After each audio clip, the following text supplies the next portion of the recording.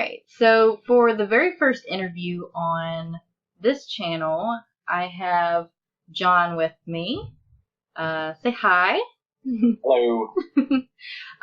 John is a indie author, and he has a UF or urban fantasy book out there right now. And we're just going to get to know him a little bit here and just see what makes him tick as a writer and some of his experiences. So John, if you can tell everyone a little bit about you, and then we'll get into some specific questions. Sure.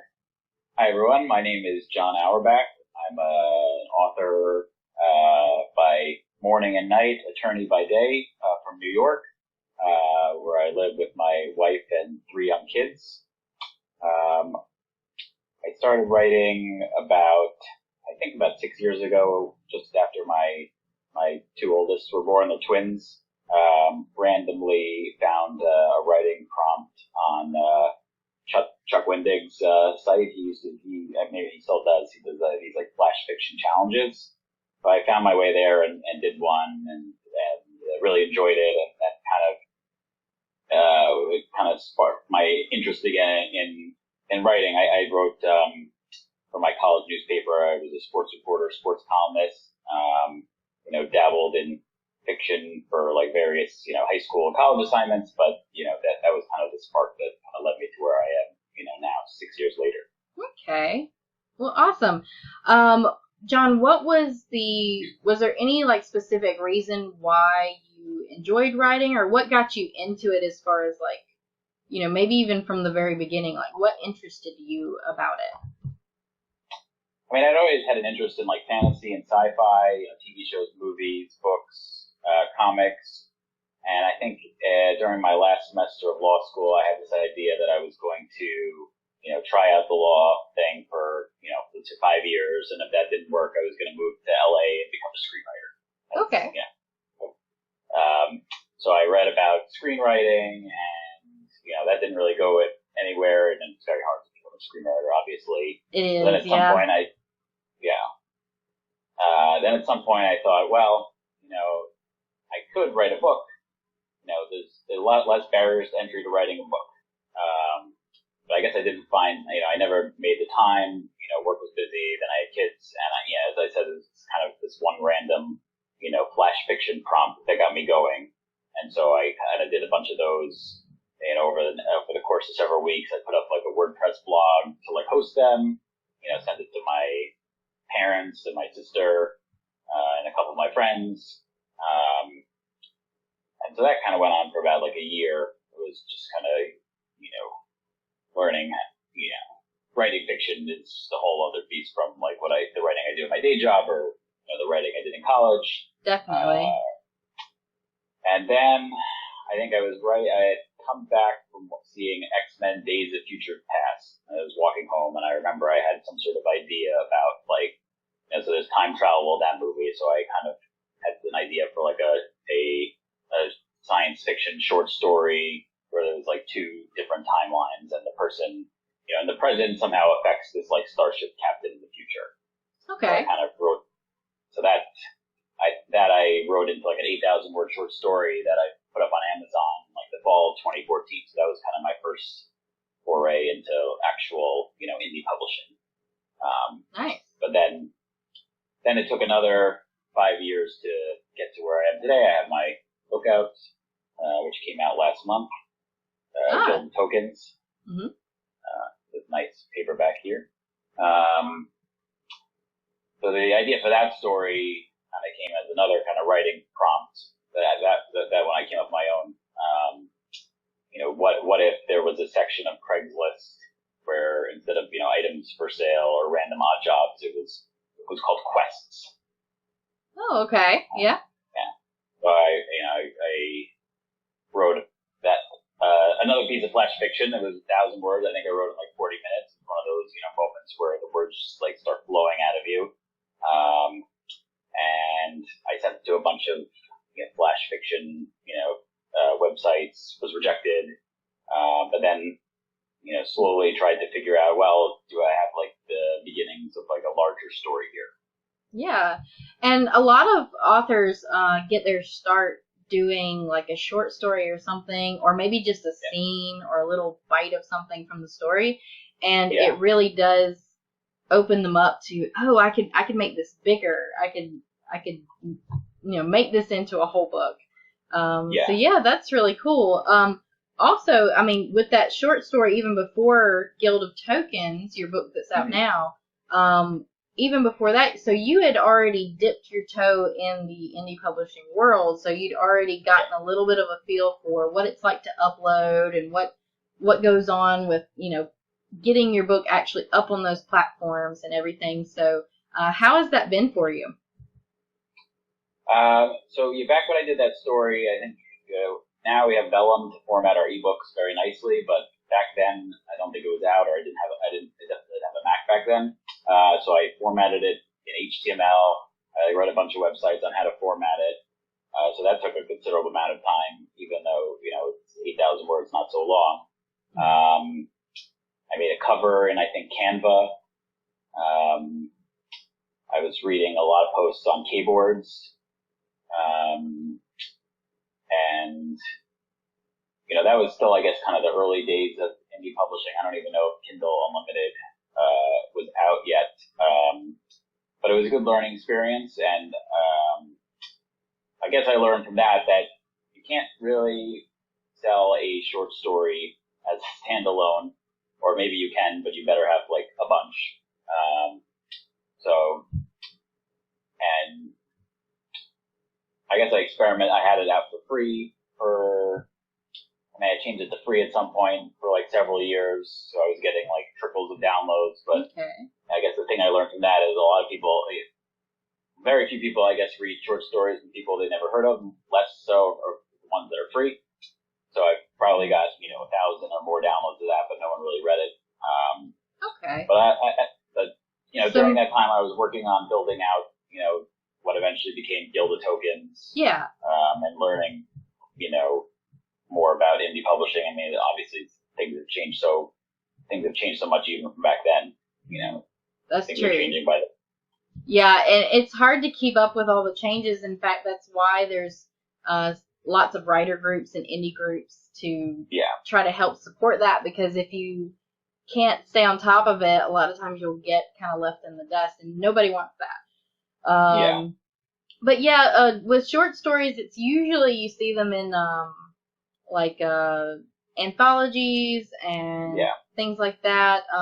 But that's actually a really good way to just, hey, I want to put something out there. I want to get the experience of, hitting that button, and doing all of that. And that's definitely a good thing. I'm sure it's helped you with this book, this new book now, and the release for it.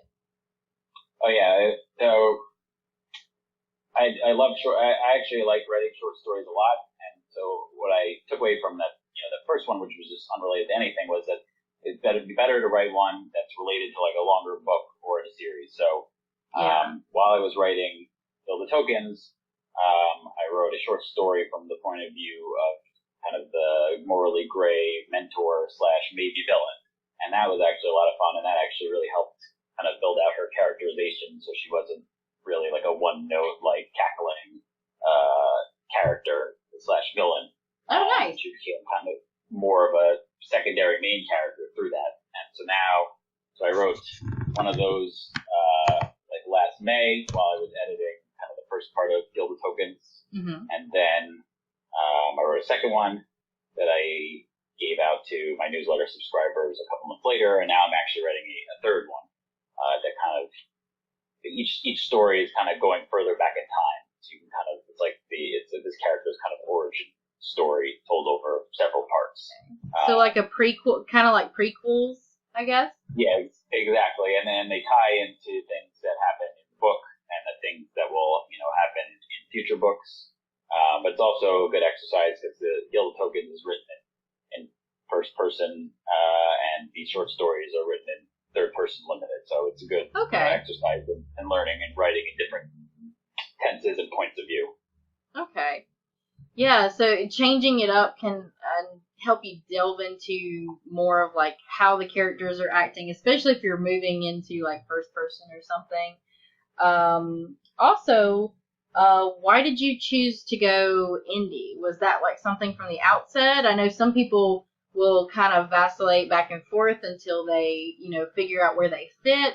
But was that something you always planned for, or was it something that, you kind of figured out along the way? I think I had decided on that path pretty early on. I mean, I remember reading like Chuck Wendig's blog, and he was kind of more of a hybrid back then in terms of publishing. I think he had some like nonfiction books that he indie published. At some point, I found J.A. Conrad's blog, so I think that really got me onto more of the indie path. Hugh Howey's blog, I remember. I think I randomly picked up an issue of like Writer's Digest in a bookstore near my office, and he was on the cover that month. So I read his interview. Then a friend had actually been telling me about him for like a couple months. Like, oh, there's these weird stories of people who like live in these silos like underground. I don't really read like post-apocalyptic, but I saw this interview and I read those, and I read his book Wool, and like went to his blog where he has like a ton of posts on indie publishing and his path. I mean, it's basically kind of narrating his journey in like real time, back in 2011, 2012. So I think I read all of his old blog posts.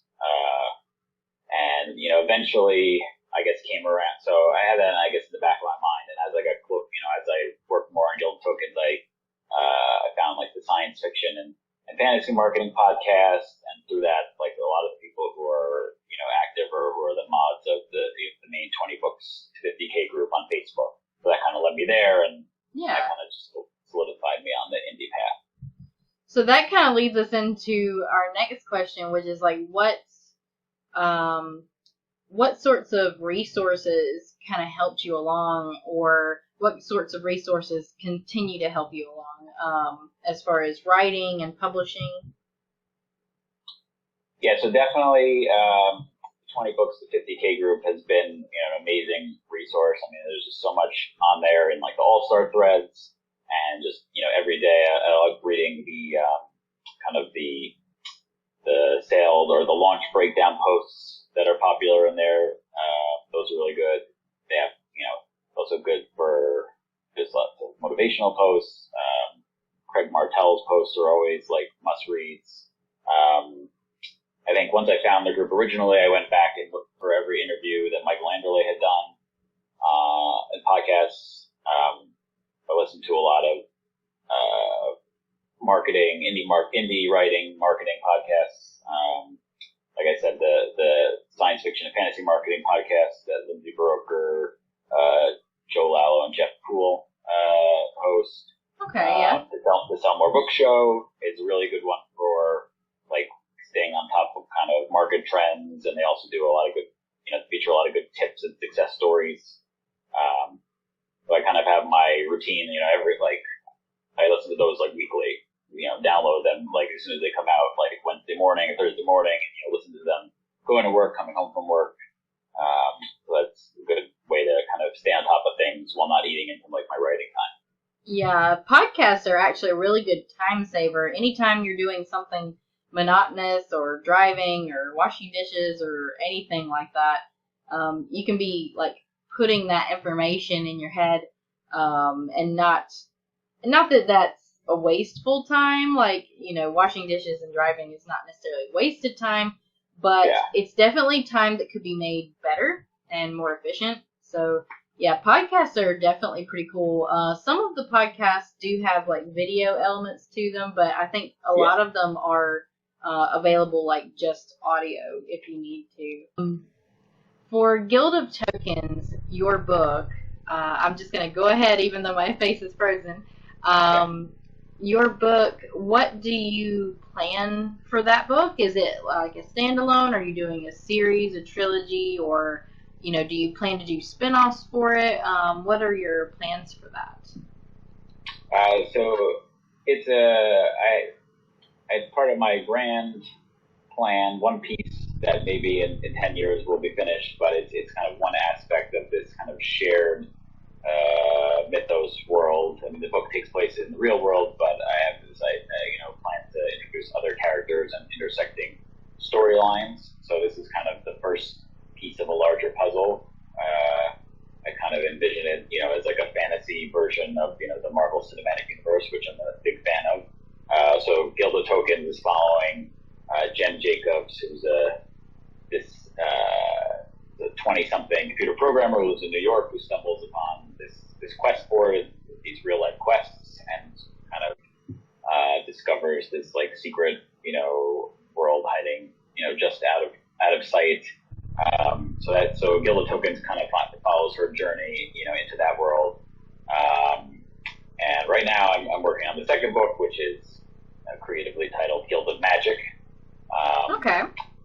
And I guess for Jen's story, I'm probably planning like a first arc of 3 books. But as I was talking about earlier, Beatrice, who's the kind of the mentor character who I wrote a couple short stories about, has kind of evolved into her own. If I was starting to write the book again today, I would probably have her as like a second main character. Okay. Yeah. I'm trying to figure out what to do with her. She's kind of outgrown the book, and maybe I'll do like a full length spin-off or like a side series or something. And then I have ideas for other kind of characters with a different spin on the magic, taking place in a different part of the world. Eventually. Okay. But I guess right now I want to finish the next 2 books, so I kind of have a more larger, complete story arc before I see what I'm gonna tackle next. Yeah, you could even do like a box set at that point, so that'll be nice. Yeah, exactly. Yeah. All right. Well, also you are pretty active in 20 Books Fantasy, which is kind of like a spin-off group of the 20 Books to 50K. And it's specifically for the fantasy genres and all the subgenres. So you like to delve into a lot of the marketing aspect of indie publishing and kind of look up tips and kind of garner people's experiences. So let's just talk about what you do there and why you like to help out with that part. Sure. So as I said, I like to listen to a lot of indie publishing podcasts. They do talk a lot about marketing. So I started doing a series of posts in the 20 Books Fantasy group probably about a year ago at this point, called Marketing Monday, that were kind of my distillation of what I had heard and learned, and kind of trying to get a conversation going about the different ways to market, and going at it at the really tactical level of like this week we did a post about Facebook ads and going up to going more big picture kind of strategies. We have a good mix of kind of established indie fantasy authors and newer fantasy authors in the group, so the posts usually get a good conversation going. And the 20 books, the main 20 books group is obviously great, but it's a lot of times also good to get some kind of feedback from writers in your genre, because there are different tropes or expectations for different readers of different genres. Yeah, definitely, and with as many of the like subgenres that there are, there's definitely, there's too many subgenres for one group to handle every genre and subgenre. So, and there I go freezing again. But that's okay. At least everybody can hear me. But, with splitting off to, the fantasy group, you get like urban fantasy and high fantasy.